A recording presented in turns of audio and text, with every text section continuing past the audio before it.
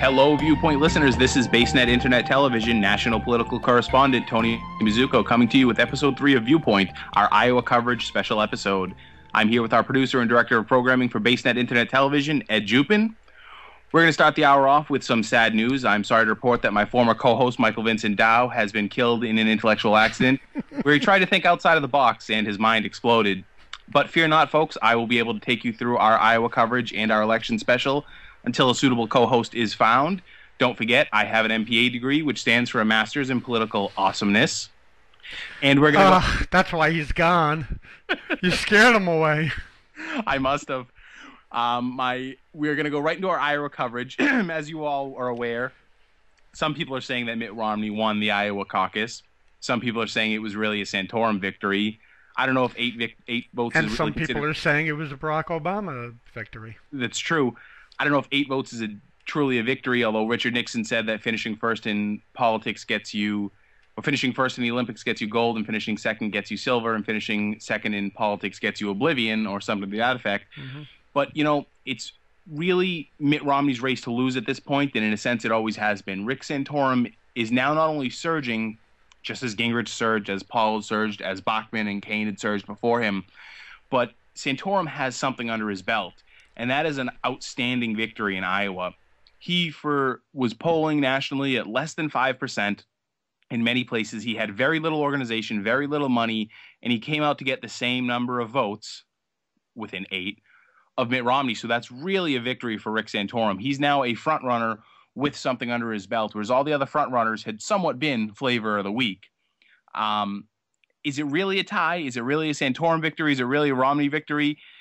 It's shocking and it's not shocking at the same time, because a lot of people, I think, had expected that, you know, if Mitt Romney placed well, it'd be considered a victory. And he certainly did place well, because he didn't put the assets into Iowa that he did before, because he's been burned there before. He focused more on New Hampshire where that's sort of his firewall.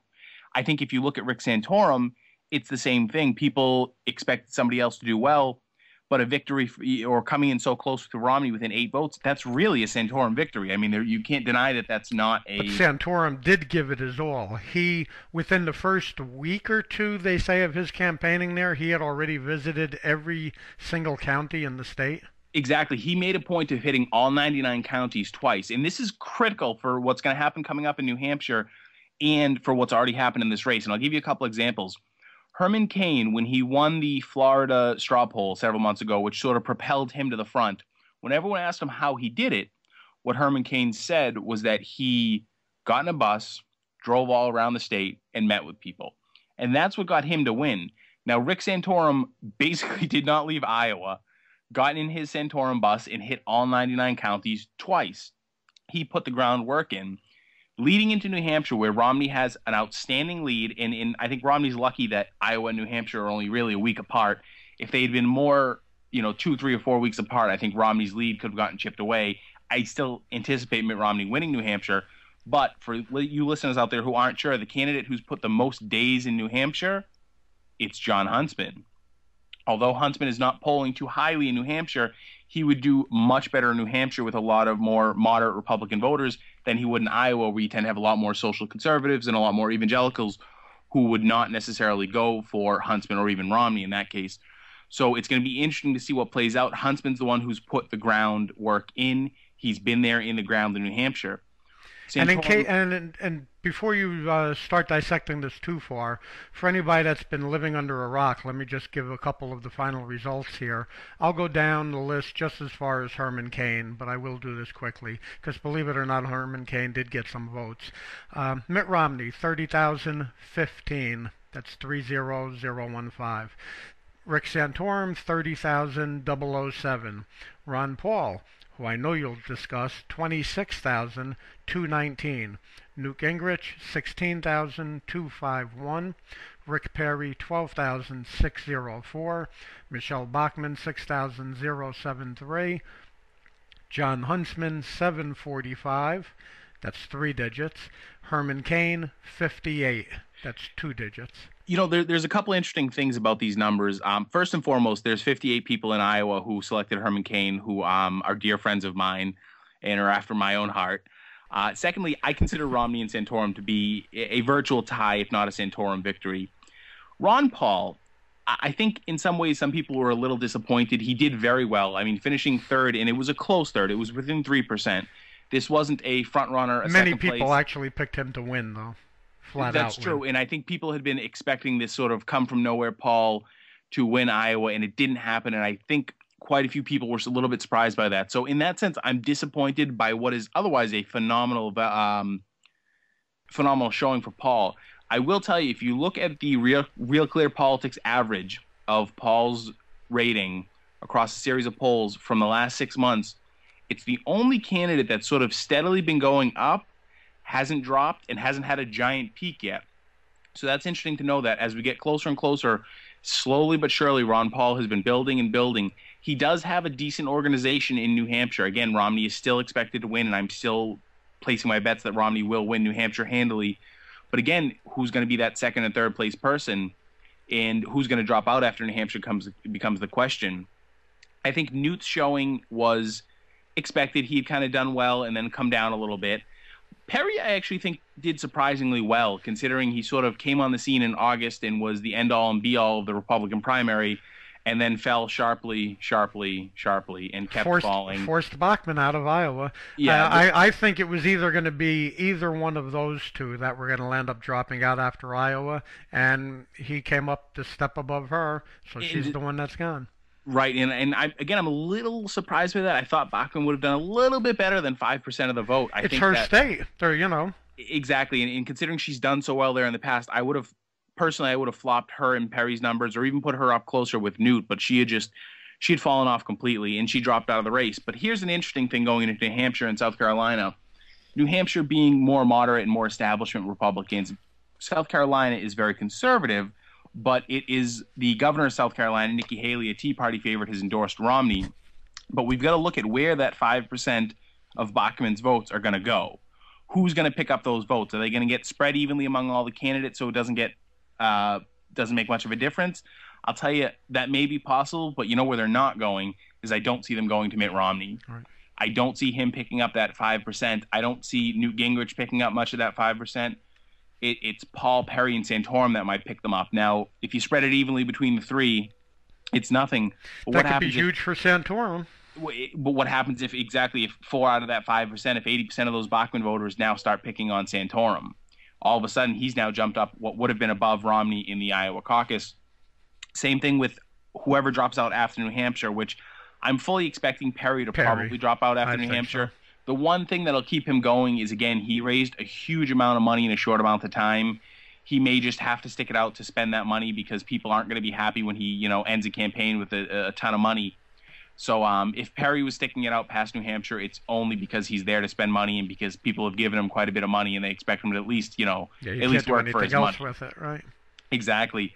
I don't expect Perry to do particularly well in New Hampshire, although I was reading an article today that somebody said he's actually the best candidate with voters when he actually has to meet them face to face. And that could end up counting for something in New Hampshire. And I always feel that these debates really sabotaged Rick Perry so much because, he sort of, after he had fumbled the first couple debates, his attitude changed. He became a lot more relaxed. I think he realized he was no longer in the national spotlight. And, you saw a different side of Rick Perry. You saw what everyone was talking about Rick Perry was before he became the primary candidate. Now, do these candidates know, or do they assume something that we're not assuming?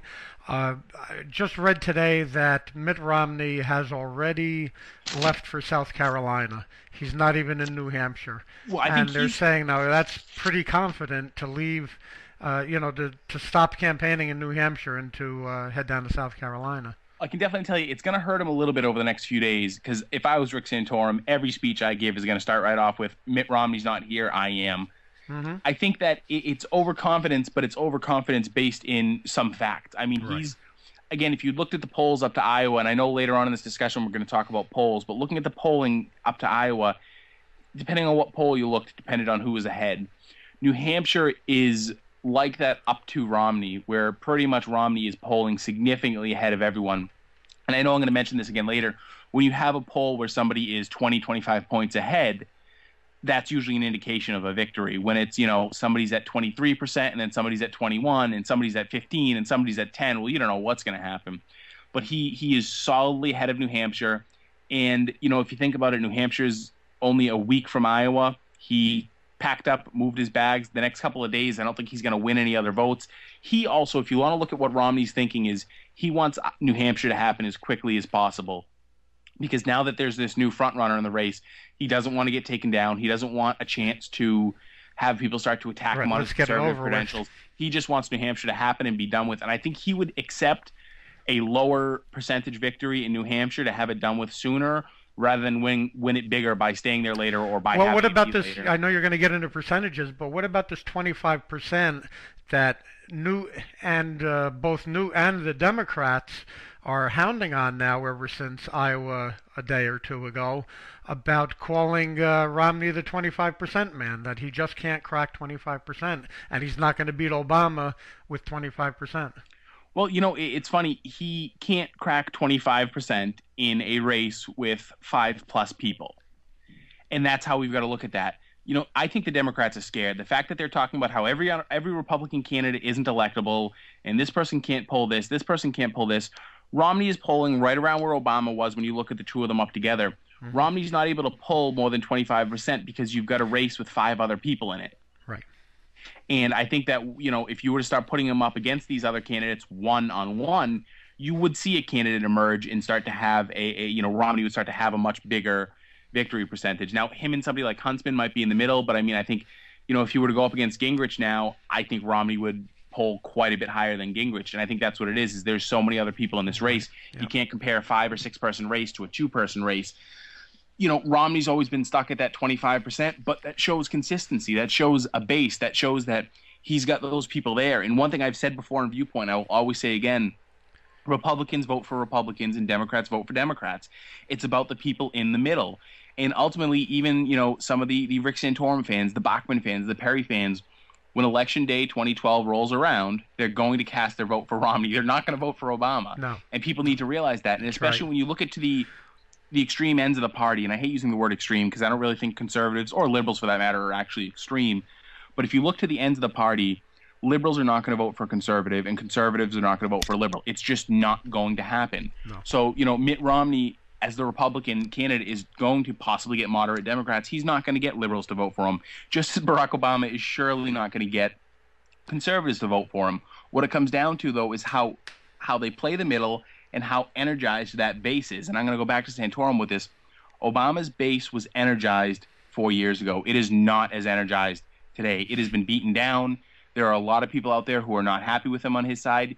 Yes, are liberals still going to vote for him? 110%. He could, put a Ronald Reagan mask on tomorrow and claim he's the reincarnation of Ronald Reagan and be the reincarnation of Ronald Reagan. That's not going to make conservatives vote for him. It's not going to happen. Liberals are still going to vote for him, but it's about that voter percentage that's going to get out to the polls.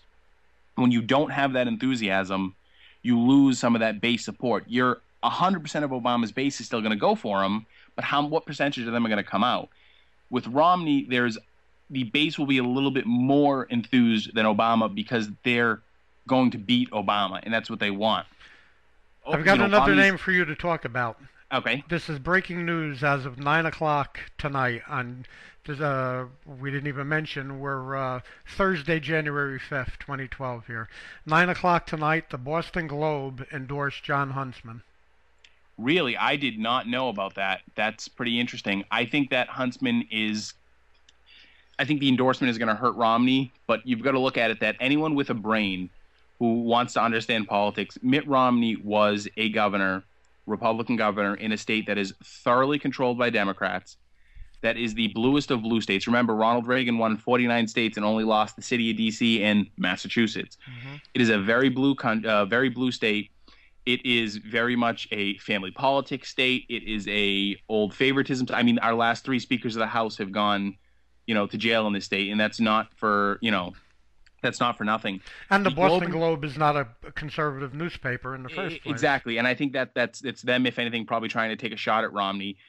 What impact that will have in New Hampshire? Again, John Huntsman put those 72 days in. Nobody matched that. I think it's certainly going to have a positive impact. But again, if you're a conservative or if you're concerned about Mitt Romney's conservative credentials, is an endorsement from the Boston Globe, Gee, from the there goes Boston your Herald. Secretary of State. He might end up being president.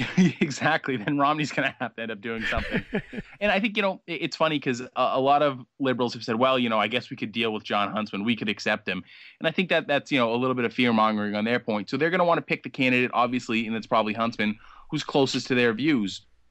Again, it's going to help Huntsman, but to what extent do people really pay attention to newspaper endorsements nowadays? They're endorsing Huntsman. Who do you think they're going to endorse in the general election?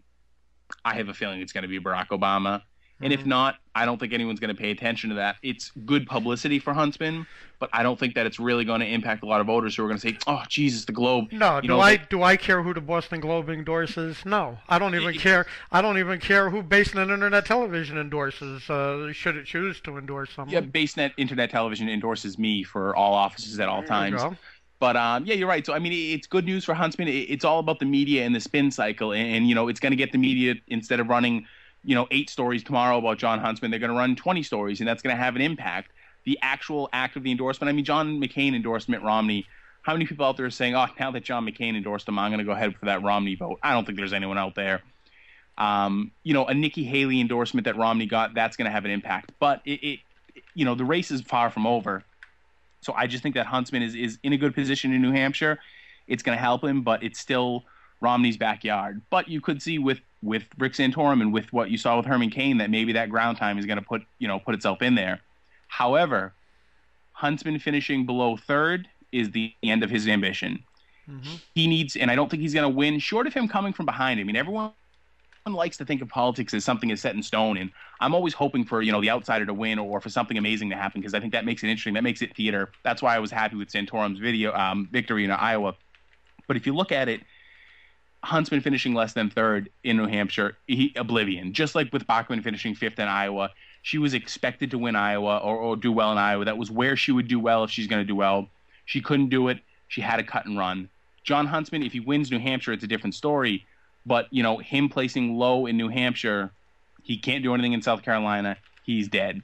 We lost one candidate with Iowa. We'll lose probably 1 or 2 more with New Hampshire. It's not going to be Romney. It's definitely not going to be Rick Santorum, because even if Santorum gets destroyed in Iowa and comes in, 14th out of 12 candidates, Santorum still won Iowa. He's still going to keep going. And the other thing that I don't think you necessarily have going for you is Perry supporters. And I don't think Paul's going to drop out, but Paul supporters and some of Newt supporters would go to Huntsman, but Perry and Paul supporters, I think, would be more apt to somewhat go towards Santorum. Some of Paul's supporters wouldn't go for Santorum. So again, it's about where these supporters start to fall into line as you get into South Carolina. Right. But John Huntsman is a brilliant guy. He's a bright guy. He hasn't really connected well with the base, and I think people like him, but he hasn't got his shot. So maybe it'll give him his shot in the Star. But again, he's a Romney type candidate. They're your establishment Republicans. Even though John Huntsman is from Utah, they're your typical Eastern elite Republicans that you would think of. And, they're the fair-haired, attractive candidates who look presidential and they sound presidential and they've done presidential things. And John Huntsman's biggest problem is that there's another guy in the race that looks and sounds like him, that has a similar background to him. I mean, they're both Mormons, for God's sake. I mean, it's almost like they're two sides of the same coin. And I have quite a great deal of respect for both men. But Huntsman's biggest problem is that, if you're a Romney supporter or you're a Huntsman supporter, that part of the party that would support one or the other has 2 candidates. So I think that's going to be a challenge for Huntsman to overcome. Whether or not he can in New Hampshire, we'll have to see. He got 0.5% of the vote in Iowa, but stranger things have happened. Some of us never thought Barack Obama would win the nomination for his party 4 years ago, and we all see where that's gotten us. So people are occasionally wrong. In terms of looking past New Hampshire and past the primaries, everyone, I think, looks at Iowa, and they were trying in Iowa, I should say, to talk about the electability of a candidate, whether or not this person could make it in the general election. And to a certain extent, I think that's premature in a primary. And I think especially looking at Iowa, you're not really deciding yet whether or not this person is electable. You should be picking people based on who you think is the best representation of your party. Some people, again, want to go that electability route, but I'll give you an example of electability. In Massachusetts, we have a lot of rhinos, Republicans in name only, who believe that other rhinos are electable, and that's the way to go. Did not work with Charlie Baker this year when he ran against Governor Deval Patrick in the Commonwealth of Massachusetts. 4 years ago, it did not work with John McCain. So they were candidates, both cases, one at state level, one at the federal level, that people said were immensely electable. They were the most electable of the candidates. And look what happened. Neither of them got elected. And I mean, John McCain running for president, whether you liked him or hate him, I mean, he had the American story to run for president, yet he didn't get elected. He was a moderate. He reached across the aisle. He had all this experience, and he didn't get elected. So I think the electability argument is crap. And now I'm going to point to some empirical evidence here about Ronald Reagan. And I know I'm digressing a little bit here, but whether you liked or you hated Ronald Reagan, whether you think he raised taxes or he didn't raise taxes or he increased the size of the base or whatever your feelings or thoughts are, there are numerous, dozens, if not hundreds of news stories from 1980 saying that there is no way, or I believe it would technically be 1980, that there's no way somebody as conservative as Ronald Reagan could win the presidency. And what happened? He did win the presidency. 4 years later, he swamped the presidency. He didn't just win it. Now, people can say that, somebody runs as a candidate, they move more to the center when they govern. Well, I understand that. Everyone understands that. But the point is the media came out and said that somebody as conservative as him couldn't win. And I'm not talking about one little story here. I'm not talking about, the Tallahassee Daily News put out a story in 1980 saying he was too conservative to win. Dozens and dozens and dozens of articles. Spend the time, look it up online, and you'll find them. And Ronald Reagan won. So that brings us back to Iowa. Some people were a little remiss to want to vote for Rick Santorum because they don't feel that he's electable. He's too socially conservative. He's too this and that. Well, there's a couple things we've got to consider here. One, that argument has been proven false in the past. Just because you say somebody's not electable because they're too conservative, it has happened in the past. People said Richard Nixon would never get elected president. And I hate to do this with a passion because it goes against everything I believe in, but people said Barack Obama would never get elected, and look what happened. Yep. I'll give you one more example, a quick story about the current governor who, despite being politically the complete opposite of me, Governor of Massachusetts, Deval Patrick, I actually have a lot of respect for the man. Several years ago, at this point about 5 or 6 years ago, when he was first running for governor of Massachusetts, he met with the president of Bridgewater State University, my alma mater. And the president of the university, Dr. Dana Molifaria, was telling me a story that, Deval Patrick met him in his office, and they had a conversation, and about the state and Deval's views on a lot of things. And Deval left, and the president of Bridgewater State University said, I thought at the time, what a nice young man. Too bad he'll never make it anywhere. And lo and behold, Deval ended up getting elected, and he works quite well with Bridgewater State University, with the president of Bridgewater State University. But again, you have two men, both minorities, both intelligent and educated and very successful. They sat in a room, and one man looked at the guy and said, it's too bad he's never going to get elected governor. And he had to eat his words when Deval Patrick did get elected governor. Yeah. So we all eat our words. So you can't say that somebody is or isn't electable. I mean, these people aren't lunatics. They're not, out of an insane asylum, despite the way I feel about some of the liberals in this country. But anyway, so Santorum is 51. So he's relatively young, and he's young looking. I think Santorum has a very young look to him. He's not afraid to engage young people. And I think one of the things he would offer in a general election is a clear difference from President Obama. Now, again, put your political scientist hats on, ladies and gentlemen. When you put up John McCain against Barack Obama, you didn't have two clear and distinct differences. When the media put one up next to the other, you sort of had a little bit this way and a little bit this way. With Mitt Romney, there's a fear that might be the same thing, that it's a little bit this way with Obama and then a little bit this way with Romney. All of a sudden, Santorum will offer a clear and distinct difference. So that's important to know, because when people want change, just as they did with Barack Obama, they want to go for what looks most different. Barack Obama looked most different from the Bush administration, or at least people's impression of the Bush administration, their understanding of it, as misguided as it may have been, and that helped propel him to victory. People tend to get angry at one party and want to put the other party in. So remember that. Just time for a change, as simple as that. Exactly. So you have Rick Santorum, who's going to win Republicans. He's going to win conservatives. The president is going to win liberals. Those moderates, if they want a change, because remember, they're not thrilled with Obama. Part of his base isn't even thrilled with him. So if you're a moderate, you're not really that happy with Obama. The other side isn't really offering anything great, but it's something different. It's a different path. Now, a lot of people have pointed to some of Rick Santorum's very strong social issues, but if you look at a lot of polling throughout the country on issues like abortion and gay marriage, although people tend to feel strongly about them, a lot of people in the middle, a lot of moderates, I think they're willing at this point in time to look past these issues and not vote on it. Now, a liberal or a conservative, sure, they're going to find out what you think about abortion. They're going to find out what you think about a gay marriage, and they're going to make a decision based on that. But a lot of independents, a lot of people in the middle are going to be focusing on the economy, and Santorum's smart, and he knows that. And they're going to say, to hell with abortion, to hell with what he thinks on gay marriage. My real focus is the economy. And I think that's why all of a sudden a lot of these moderates aren't going to care. I think Obama is going to try to paint him, if he were to get to the general election, as this very crazy social conservative.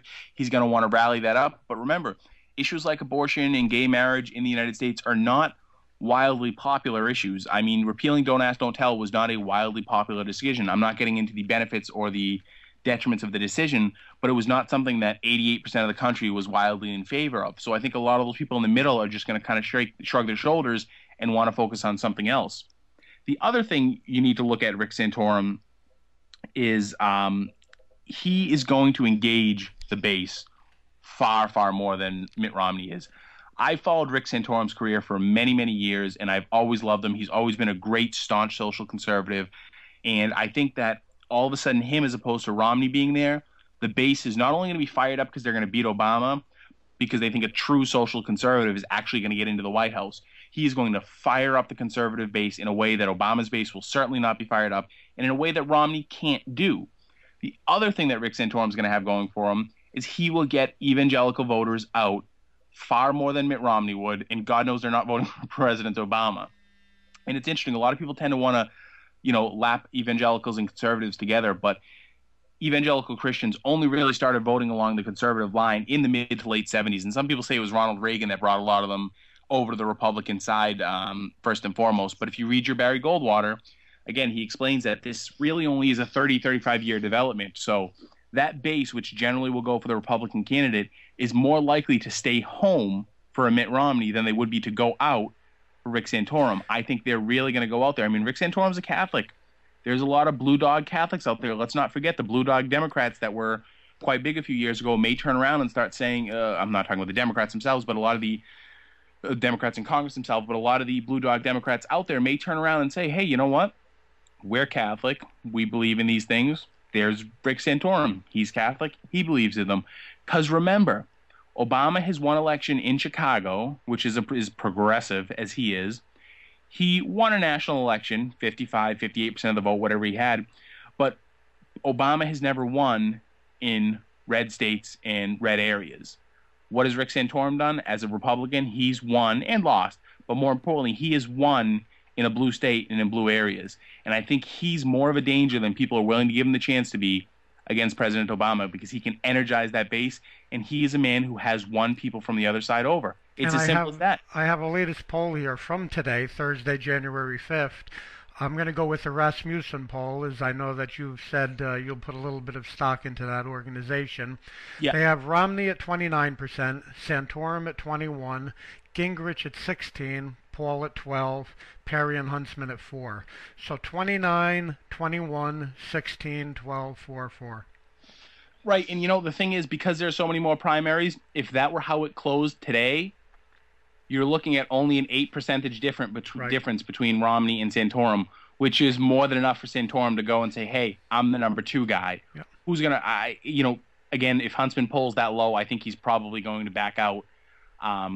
Gingrich, I'm surprised, is holding strong at 16. 16, yeah. Gingrich's supporters, I think, would be more apt to go towards Romney than they would go to Santorum. But the remaining Perry supporters, I have a feeling quite a few of them are going to go to Santorum. Paul supporters, between Santorum and Romney, they worry me a little bit that they'd go somewhere else. and I don't know where that other else would be. I think probably half of them would end up getting split between the two of them. But I don't know. I think Paul's supporters, they're going to lose. I don't think they're going to go for either of those two candidates. I don't think Ron Paul's also going to run from a third party. He could come from behind in New Hampshire. But it's going to be interesting to see what happens, because, again, 8 percentage points is not Romney slamming Rick Santorum like everyone thought he would. I might be wrong on this, but I'd be willing to bet in the next couple of days between now and the New Hampshire primary that Santorum's lead is likely to grow and Romney's lead is likely to shrink. Now, here's the frightening thing. If Santorum gains 2 or 3 points and Romney loses 2 or 3 points, Uh-oh. Now they're within a couple points of each other. Then it's on to round three. South Carolina, under those circumstances, will be tough for Romney to win because even though he has the support of the That's Tea Party Gingrich favorite territory. governor, right, Gingrich is big in the South. If Perry stays in the race, which who knows, again, he might because he's got that money. Now you've got Perry, a Southerner, well, Texan, competing in South Carolina, and then what's left is going to get split between Romney and Santorum, but all of a sudden, the Tea Party is going to be like, well, do we really want to go with our Tea Party? I haven't seen anybody go out on a limb as I'm going to go out on a limb. I really consider South Carolina Gingrich's home turf as much as we consider New Hampshire Romney's home turf. I foresee Gingrich winning South Carolina. If that were to happen, where does that throw this whole thing? Regardless of what happens, I think we're going to Super Tuesday. Oh yeah, it's going to happen on Super Tuesday, which is March 6th this year. Yep, and we're going to actually be trying to bring you the Super Tuesday coverage live here on BaseNet for ViewPoint, our first live production. I think it's going to go to Super Tuesday no matter what, because after Iowa, New Hampshire, and South Carolina, they're going to need a debate or two. They're going to need some time for stuff to come out about these candidates, and Super Tuesday throws enough states into the mix that they can't just pick one. They can't focus all their energy somewhere. They're going to have to go to it. I fully predict us going to Super Tuesday. I think there's 16 states this year on Super Tuesday. Right, and I think that's really where it's going to be. If anything, Super Tuesday will knock it down to 2 candidates with like a third hanging in there, and the next 1 or 2 primaries after that will seal the deal. I don't think anyone is going to really drag it out for 2 or 3%. For 2 or 3%. Short of there being, a Romney victory in New Hampshire and then a Gingrich victory in South Carolina. So between now and Super Tuesday on March 16th, you're going to be hearing an awful lot of ViewPoint, and you're going to get pretty sick of us, all leading up to, hopefully, what could be our live Super Tuesday coverage here on BaseNet Internet Television. Right. And that would be pretty cool. Right, and there's going to be several more episodes coming, so feel free to keep track of what I'm saying out there in podcast land, and email us at info@basenetintermedia.com. Just because, again, these things, they change so quickly. What can you do? I've been known to make predictions that are wrong. Nobody's ever been able to bring me any proof of that yet. But it's going to be very interesting because, again... Michael tried and he's gone, see? Exactly. See, that's what happens when you try to run up against me. But, again, it's everything that happens in Iowa, impacts what happens in New Hampshire, which impacts what happens in South Carolina. It's far more interrelated, and time is really the key factor.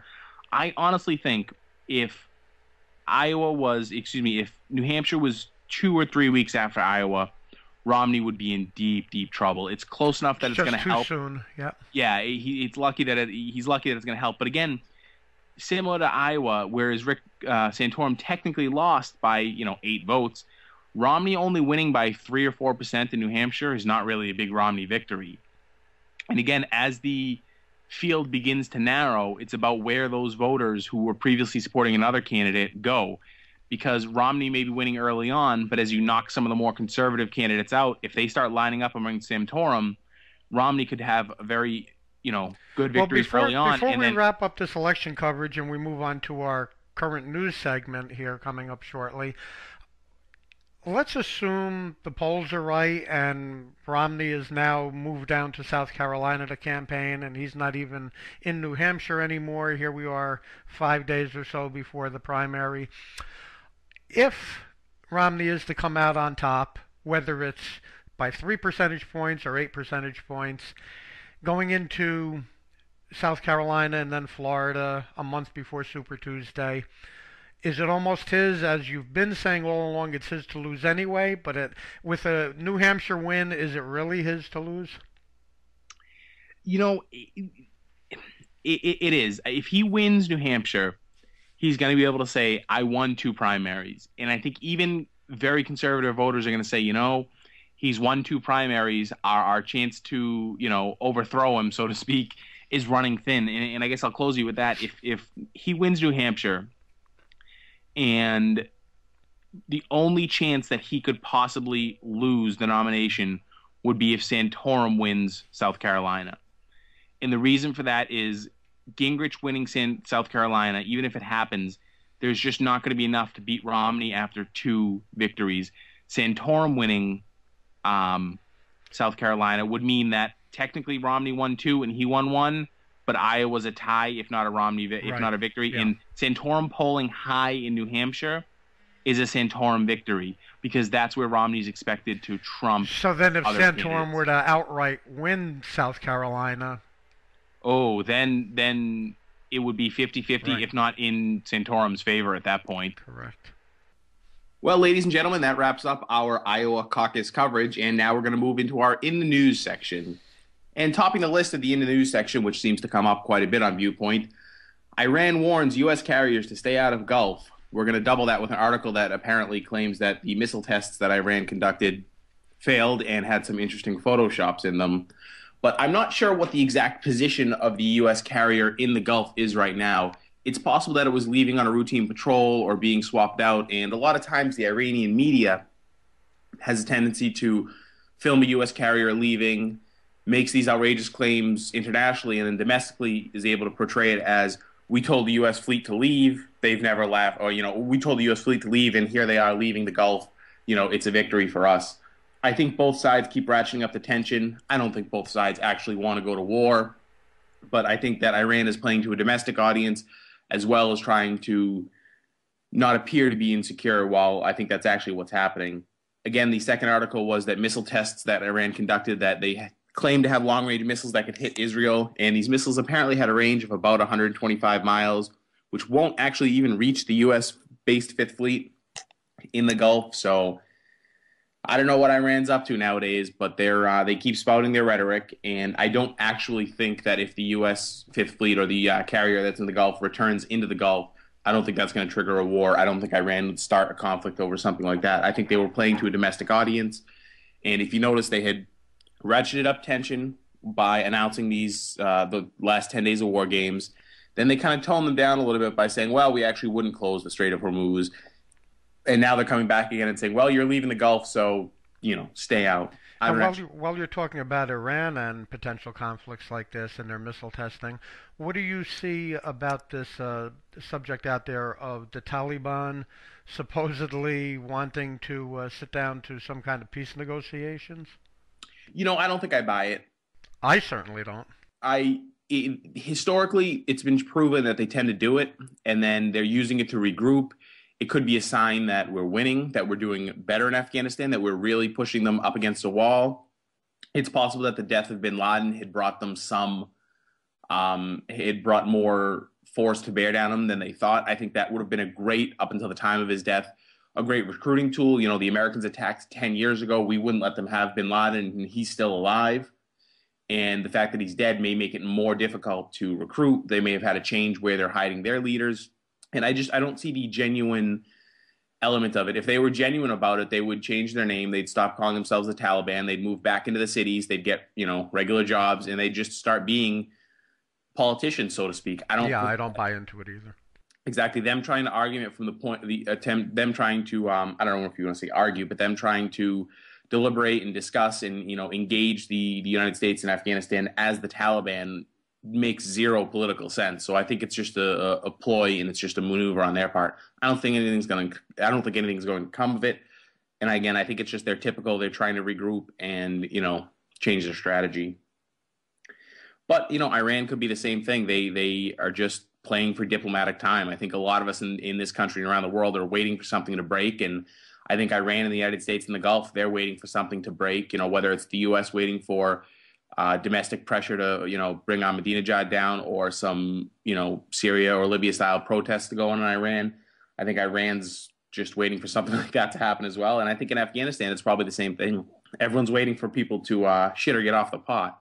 But Iran and Afghanistan, we're going to move from the international realm and swing right back around to the domestic realm. What about these fires that have been going on in Los Angeles? We touched on that on As We See It this past week, and we're trying to get our Los Angeles correspondent, producer, host, Julie Marie, to, give us a little boots on the ground type reporting right there from Los Angeles. But this is amazing. Now apparently they do have a couple of people in custody. The last I read, they had a few, what do they call them, persons of interest. But if you've been to Los Angeles, it's such a massive city, and it's not massive in the same way that, New York is massive and it's very concentrated. LA is so spread out. It's its downtown financial district, which is what we usually think of as like, a big city, the center of the city, really isn't all that big. It doesn't really strike me, at least when I've been to LA, as any bigger than Boston. No, and nobody hangs out down there. There's nothing to do there. It's not the equivalent of Times Square or the financial district. I mean, financially it is, but so LA is just so much flatter, so much more spread out. It encompasses, a lot of people think, Long Beach is its own city, almost entirely encompassed by LA, and it's a city of over 400,000 people, which is just about the size of Boston. So it's so massive, it's so spread out.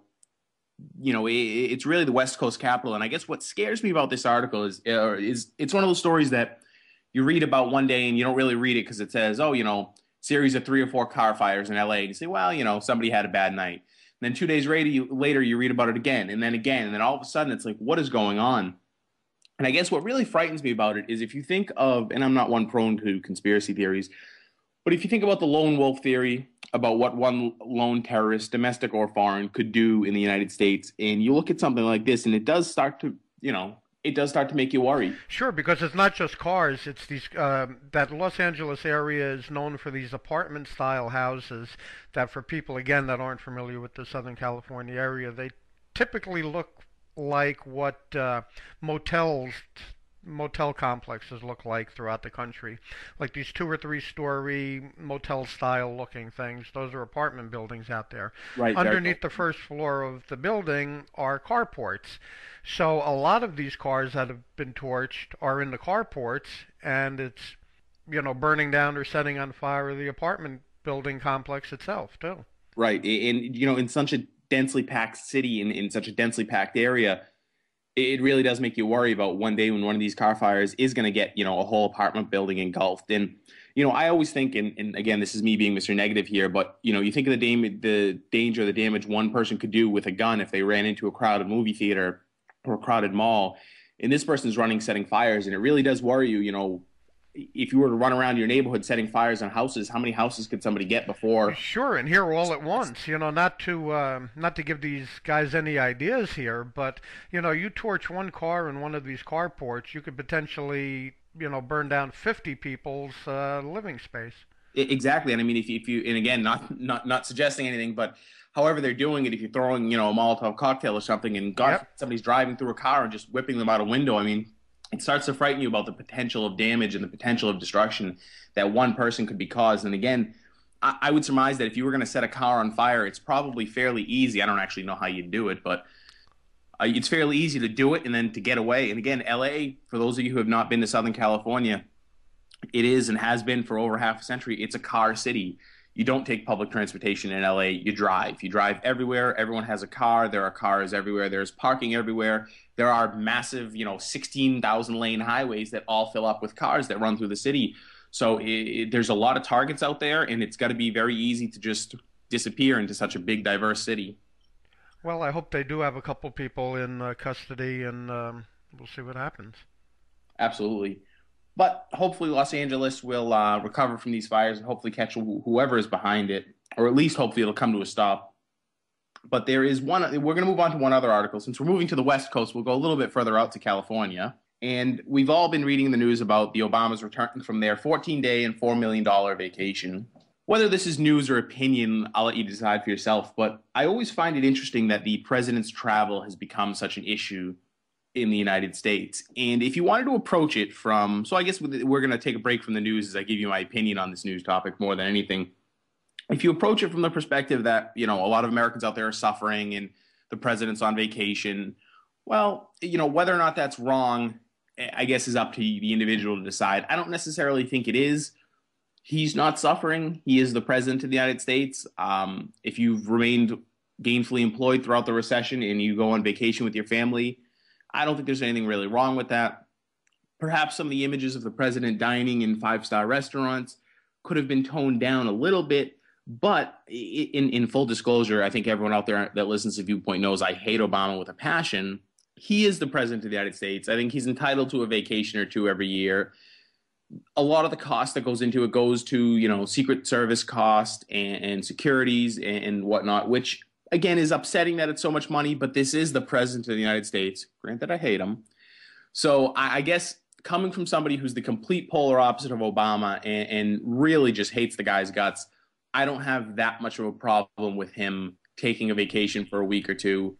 I know he went to Martha's Vineyard in the summer. People criticize him for that, and perhaps he could have not gone, but I think we also... Well, maybe it's more timing than anything. Like you just said, everybody is entitled to a vacation or two per year. But if there's, in the middle of that debt debate, for instance, you don't take a vacation in the middle of that. But I think, even the challenge with that is if you schedule a vacation 8 months ahead of time, and I mean, the debt debate was important. Was it? But you had your vacation scheduled. Yeah, okay. So, we'll play devil's advocate here. Everybody is entitled to a vacation, absolutely. Exactly. I mean, if he had canceled the vacation outright, it would have probably cost us a couple $1 million. Again, him going to Hawaii, D.C. is a city that there's nobody there around Christmas and there's nobody there over the summer. So, the presidents would have probably gotten pretty lonely in D.C. Yeah, and they cooped up in the White House residence anyway. So right. Congress not what being kind of life is that? Come on. Exactly. I mean, there's not much the president can do anyway that he couldn't do while on vacation. So as long as it's kept reasonable, as somebody who completely disagrees with the president on just about everything, I don't really have a problem with it. He's going to take a vacation. The costs for his vacation, the costs when he travels around the world, I don't have a problem with because, we don't want the we don't want the president traveling like he's a vacuum cleaner repairman going to a conference. He is the president of the United States. He is the president of our country. I'll phrase it that way. So his security is very important, and I don't have a problem with the security costs, no matter how outrageous they get. Obviously, if he were to start traveling for pleasure around the world more often, that'd be different. People criticize the First Lady's trip to South Africa. What do you do with a First Lady? They don't have a real job. They've got to do something. You can send them on goodwill tours. And yeah, she's going to take her children with her. Are they getting a free ride at the expense of the American taxpayer? Sure. But it is the president's wife, and it is his children. As much as I hate her, as well as... Yeah, I was listening to another show online, and they were discussing just that. Why doesn't she just fly, not necessarily coach, but at least just first class on a commercial airliner, as opposed to being shuttled around on Air Force planes? She doesn't specifically have Air Force 3 or something, let's say, but her and the family are shuttled around on Air Force planes. Why not just at least fly first class or, on a commercial airliner? I don't know. Again, it comes down to security, I suppose. So you have to be realistic about this. You're trying to protect the first family. So right, they are a target. They didn't necessarily ask to be that target. And I think we as a country have a responsibility to make sure protect them, or to try to protect them the best we can. And flying on a commercial airline does not afford that protection. Exactly. And I mean, it could be, I don't know, I know that there was controversy about a couple years ago about Nancy Pelosi and her flying back and forth. She's Speaker of the House. That's look at Chris Christie, the governor of New Jersey, who last summer or the summer before his first year as governor, as was John Corzine when he was governor, criticized about all of the flying around on the state police helicopter. Chris Christie in particular was lambasted about getting to one of his son's soccer games because he was in meetings all day and he had to get to his son's sporting event, so he took the state police helicopter. Man, he was slammed for that. Right. And, I understand how everyone feels. Was this government waste? Is this politicians abusing their office? And you've really got to look at it on a case-by-case basis. I mean, here's one example. Granted, it's very expensive for somebody to use a helicopter. And I'll give you an example from Massachusetts in a few minutes that I think was wrong. But if it's going to take him 25 minutes to take a helicopter to his son's soccer game and 25 minutes back, so he's got an hour of travel time. If it otherwise would have taken 3 hours because of traffic or whatever, that's less time he probably could have spent being the governor of New Jersey. Less salaries on his protection because, they have the state police that protect the governor as well. So now if you're sitting in a car for 3 hours, you're paying an extra 3 hours salary to his protection staff. Right. And as long as this is limited to chief executives, and at the state level, rarely anyone other than the the chief executive, except in maybe an emergency circumstance. God forbid there was some natural disaster and you're flying around, I don't know, the attorney general or the head of MEMA, which is the Massachusetts Emergency Management Association. Something like that's understandable. But the chief executive of the state or even of the country, in the case of Obama, as long as it's not outrageous, I can understand us taking that extra precaution. Now, if Chris Christie's wife wanted to go to a Prada convention in Las Vegas, no, she can fly, coach and go from there or at her own expense. So, it's frustrating. I understand how people feel, but with very few positions, again, the president, governors, I think you somewhat got to just accept the fact that these are the costs of doing business for those offices. Yeah, just as CEOs of major corporations, they don't sit in a car, they're flying. Exactly, and part of that is it's the realization of they need to get somewhere quickly, and it's a benefit. A lot of those really big companies that have those private jets, it becomes almost a benefit, like free water at the water cooler. And I know people are going to hate me for using that analogy, but you have a jet, people need to use it to get places. Hey, somebody paid for that water in the water cooler. Well, that's true. But it's just it becomes a benefit in the private sector. And again, I get frustrated when people complain about corporate executives. This is my own little rant. This will be our full disclosure editorial for the day. People complain about executive salary and compensation. Corporations are run by their shareholders. If you own one share of stock, you get as long as it's voting stock, you get a vote in that corporation. So you can show up to the shareholders meeting and complain up and down and get other shareholders to stop it. Whereas I don't think we could pass a law to prevent the first lady from flying to South Africa. Maybe we could. But so corporations are as democratic as anything else in that sense. But, it's your money. But again, Mr. Obama took a vacation. Hopefully he's well rested and tanned and ready to get back to work, or ready to get back to waiting out the rest of his term, whichever fits him better. That's what I read this morning. They said, okay, he had a nice, happy vacation. He's in a good mood now, and he's ready to hit the campaign trail. That's probably exactly what it is. Speaking of campaign trail, though, that's going to take us into our next article. I read in the news today a Rasmussen report that said the number of Democrats in the United States has fallen in the last year. They've become independents. Exactly. And I thought this was interesting, and I'm sure their figures are accurate. Rasmussen does pretty good about polls, but it started getting me thinking about polls, especially in the light of the Iowa results, polls in general. What a lot of people don't realize, when you read a poll up on the screen, the number of people actually polled in that poll, talk about using a word too much, is generally very small. It's sometimes a couple hundred people. It maybe at most is a couple thousand people, and then they're extrapolating those results. The margin of error, I think, is as important of a concept as people make it out to be. You always know that it could be a couple points one way or the other, but a lot of times these polls are only based on a few hundred people.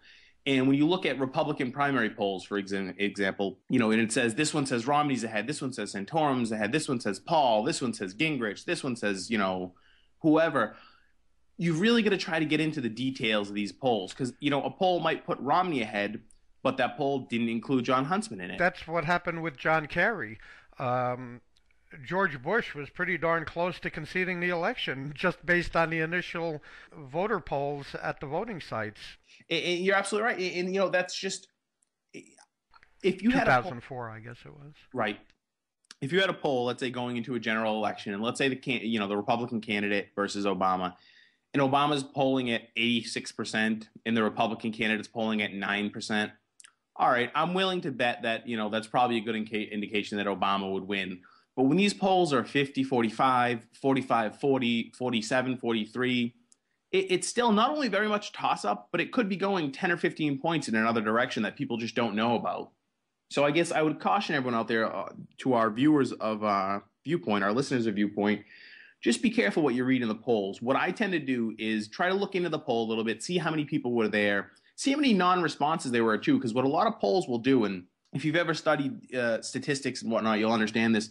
You get your survey results, and let's say you asked 1,000 people, and only 600 responded, and then out of that 600, only 350 actually gave you an answer, and the other 250 either gave no response or checked other or whatnot. You really got to factor those in. You still have to factor them in. Those are living, breathing people. You still have to count them. Right, and a lot of times they don't, because, the media sometimes wants to get that poll up there, and even the people doing these polls. The worst thing, surveys of this nature are very expensive to do. They cost tens of thousands of dollars, so whoever does them wants to make sure they can get something out of them. But again, you're all of a sudden talking about, you talk to 1,000 people, and then you really only have 300 that actually selected a candidate. Well, there's a lot of people who chose not to respond. There's a lot of people who, didn't respond, and there's a difference between choosing not to respond and not responding. So I would just caution everyone out there, be very careful about the polls that you look at. Look at several different polls and try to look into them when you get a chance. See who they asked. See what presidents they're looking at, or what individuals they're including if you're looking at a candidate's poll. Especially as we move closer and closer to the general election, it's a state-by-state victory. And that's one of the things that always frustrates me when people say, oh, Obama's up 4 points over, whoever. Well, where is he up 4 points? Because if it's in California, it doesn't matter. He's going to win California. If it's Texas, it doesn't matter. He's not going to win Texas. If it's Massachusetts, President Obama is going to win Massachusetts. He could come out and say that he is a terrorist and he does hate America and he wants to bring the country down, and he would probably still win Massachusetts. And he's a socialist. Let's fire up Fred Boaz now. Come on, exactly. We can't forget our partner here. You go through all that, and he would probably still win Massachusetts. So the fact that he, it would be polling ahead or below anywhere else is irrelevant. And it comes down to the swing states. Excuse me. But just be cautious out there when you look at these polls and you start reading them and start trying to get into them and understand what's really going on. And I think a lot of people out there just don't know. In some ways, we're only 10 months from the election. We're 10 months from a presidential election. We don't know who the Republican candidate is. We don't know what's going to happen with the vice presidential candidates. We don't know what's going to happen with the country. So I think people are just sort of, plucking an answer on the poll. And a lot of things can, and I predict will, change between now and election day. So I would be careful about looking into these polls and what they're coming up with. Speaking of polls, and this will get us into our next and almost last topic, Kelly Clarkson came out a few weeks ago saying she supported Ron Paul. More power to her. She can choose whoever she wanted. And she got a lot of flack for that. And I was reading that one of her fans said that they're never going to listen to her music again because she supported Ron Paul. And you really got to look at it and wonder, what is wrong with people? A lot of Hollywood types are idiots. And I'll give Kelly Clarkson credit, and in full disclosure, I like Ron Paul, for really just saying she liked him. She thought he did well in the debates. She doesn't think he'd win, but it'd be great if he did. I get frustrated when people like Matt Damon, for instance, did this a couple months ago, come out and start talking about education, and they start talking about this policy and this policy. Like most of these idiots went to college anyway, like they have any real work in the federal government or in policy, working in public policy. And 9 times out of 10, they don't. They use their celebrity status as a bully pulpit, and they just spew off information they have no idea about. Again, I will give Kelly Clarkson credit for not getting into a big discussion over, one policy versus another, because a lot of Hollywood types do that, and I don't think that's right. Or at least giving her opinion and not living her life under a rock. For, a relatively young girl, I guess she's somewhere around your age, mid-20s or something. Right. A lot of younger people tend to live under rocks. At least she's giving her opinion.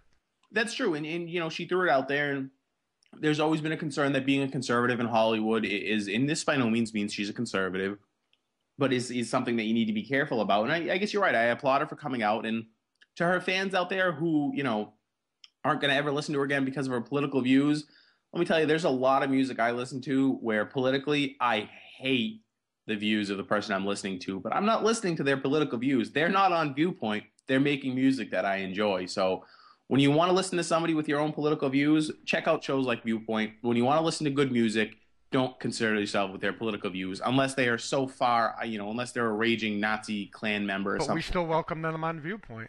Well, yeah, on ViewPoint, yes, but we wouldn't listen to their music. I mean, I guess unless it was really, really good music, I'm sorry, I would probably still listen to it. Right. That's your point. But I guess we need to separate politics from art, so to speak. Moving into that, I want to have a discussion with you, Ed, and I'd love if our viewers out there could email us their opinion at info@basenet.com. Basenet Intermediate. basenetintermediate.com. I was reading an article recently about the potential of Condoleezza Rice being a vice presidential candidate. Mm-hmm. What do you think about that, Ed? I'm okay with it. I'm not necessarily a huge Condoleezza Rice fan, but she was certainly competent as Secretary of State. I don't think she's Hillary Clinton. They might be almost parallel. Now I'm going to that particular job as Secretary of State. Right. They might almost be parallel. I would say that Hillary is a little stronger because I think Hillary had a lot more contacts going into the position than Condoleezza did. If you put them side by side, they might almost be comparable. I'm just giving the edge to Hillary. Would I have a problem with Condoleezza Rice as a vice presidential candidate? Probably not. But you know what? I'm still going to go back to what we've been saying over the past few weeks on this show and on As We See It. The Palin factor. I still don't know if a presidential candidate on either side, because who knows? We still don't know if even the president is going to continue on with Joe. our Right. current vice president. Next episode of ViewPoint, I want to bring a couple guests on to have the specific discussion on Hillary as. Very good. So along those lines, the Palin factor that we've been talking about, I don't know that if either party is going to nominate a woman as vice president this time around. I think what separates Condoleezza from Palin, and I think you're right that the Palin factor is absolutely. Oh, I think what separates it is night and day, apples and oranges. I think that, but we're going to try to, and I'm not knocking Sarah Palin here, right. But I think this is interesting because you're trying to analyze how the left is going to come after Condoleezza Rice. You certainly can't use the intelligence factor. No. She has a PhD and teaches and has taught in the past at Stanford. So to criticize her intelligence would be to criticizing one of those really, liberal bastions of higher education in an otherwise phenomenal school. So you can't really come out with that. In terms of experience, I mean, this is a woman who was Secretary of State and National Security Advisor. Yeah. Her management and executive experience and her foreign policy and government experience is really about as much as you can get legitimately. So you can't criticize her on her experience. You can't criticize her on her intelligence. Now, have you read her book, though? I haven't. I intend. She tends to throw people under the bus now, 4 years after the fact. Well, hers is the latest one. I haven't read it yet, but I read Dick Cheney's book. I read George W. Bush's. I read Donald Rumsfeld. I really enjoyed George W. Bush's book. I'll tell you, I'm split down the middle with him. I never loved the guy, but I certainly didn't hate the guy or even really dislike him. I mean, I don't think anybody does. George W. Bush, former president, is such a likable guy, and even people say that about him that know him personally. But you know what? I came away having an even better opinion of him after reading his book. After reading his book and a lot of the other ones from the key people in his administration, there's a lot of things you forget about. There were a lot of successes and a lot of good things that came out of the Bush administration. Each person tends to dump a little bit of blame on someone else. Although in George Bush's book, if you read it, he hits hard in a couple of areas, but accepts responsibilities. Oh yeah. And I think when you read Dick Cheney's, when you read Don Rumsfeld's books, when you read Karl Rove, a lot of them admit just that. They say, "Hey, we made some mistakes. These were mistakes. We've accepted what we've done. History's ultimately going to judge us." And I think that's. I don't know if people wanted them to come out and completely, apologize for everything, or if they wanted them to completely defend everything. I mean, they say, hey, here are our successes. Here where we made our mistakes.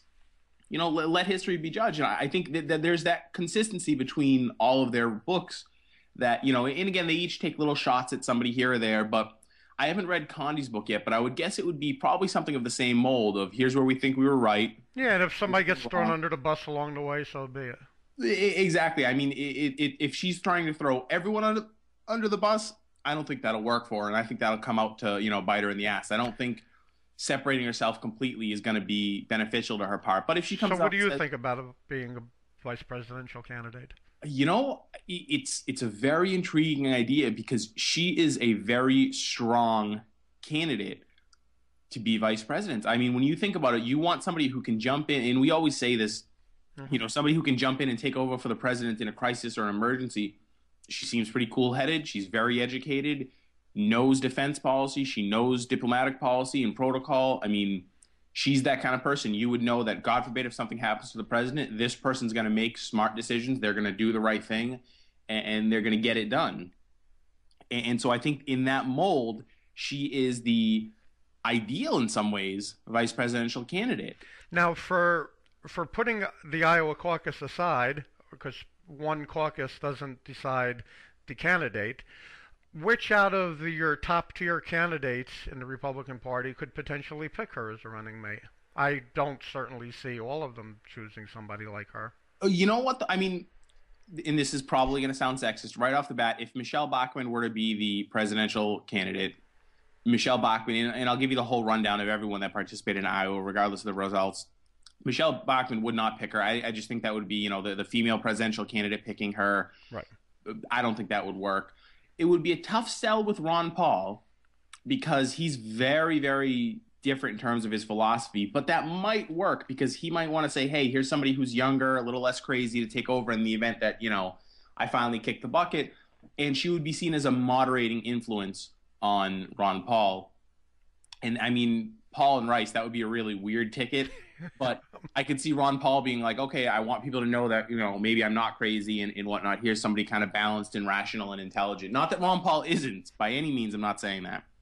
But I think Romney, other than the fact that I guarantee you some marketing executive is going to tell Romney that Romney Rice is not going to sound like a good marketing term for a campaign, I think combining Mitt Romney and Condoleezza Rice would be perfect.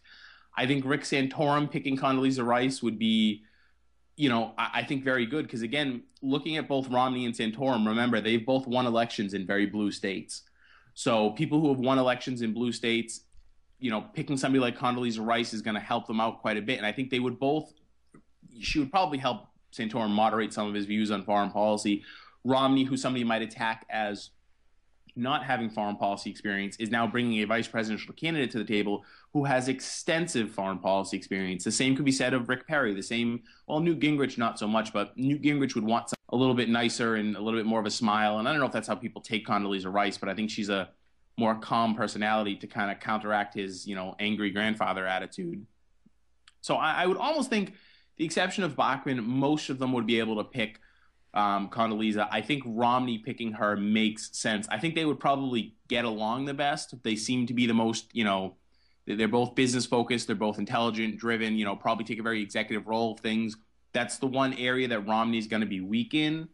And he, being the smart businessman that I think he is, would want to pick somebody like Condoleezza as his vice president to kind of help him make decisions in that area. But the one thing we all got to remember here is the office of Secretary of State is very important. It's a very critical office, and it holds a lot of weight. Who you pick as Secretary of State is very important. If Romney were to pick somebody like Condoleezza and she would end up being the vice presidential candidate and eventually the vice president, now you have somebody who's been a national security advisor, who's been a Secretary of State. Is she going to be really running foreign policy out of the vice president's office? And then what happens to your Secretary of State and your Secretary of Defense? Are they now playing second fiddle, so to speak, to the vice president? How at a policy meeting are they able to say, well, this is how we should approach this issue with this, with, the big elephant in the room being the vice president saying, well, when I was Secretary of State, here's how we did it. So, there's that interesting dynamic, too, because if you pick a weaker on foreign policy vice president, you could pick a stronger Secretary of State. But Condi has already been Secretary of State. I don't think she'd want to go back to that.